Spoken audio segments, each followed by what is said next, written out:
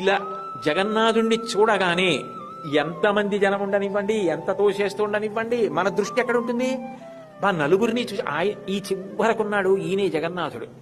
అదిగో ఆ పక్కన మధ్యలో సుభద్ర, అదిగో ఆ సుభద్రకి దగ్గరే సుదర్శనం, అదిగో సుభద్ర పక్కన బలరాముడు, తెల్లగా ఆయన ఉన్నాడు అని ఆ బయటికి వెళ్ళిపోయే లోపల కళ్ళతోటి తాగేస్తాం. చూపుల శ్రీపతి రూపము నాపోవక త్రావి త్రావి హర్షోద్ధరయ్యి వాపుచ్చి మందమధురాలాపంబులపబడినది లక్ష్మీనాథున్ అంటారు పోతన గారు. నోటితో జుర్రుకు తాగేసినట్టుగా మధుర పదార్థాన్ని కన్నులతో జుర్రేసుకుంటాడు.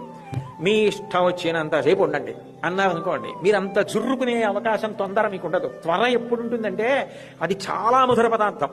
మీరు గబగబా ఎంత తాగగలరో అంతా ఒక 3 నిమిషాల్లో తాగండి అన్నారు అనుకోండి, అప్పుడు గబగబా జుర్రేసుకుని తాగేస్తారు. 3 నిమిషాలు అయితే పాత్ర అక్కడ పెట్టేయాలి. అప్పుడు మీరు ఇలా లోపలికెళ్ళి ఆయన వేదిక మీద గద్దె మీద కనపడుతుండగా పక్క ద్వారంలోంచి వెళ్ళిపోయే లోపల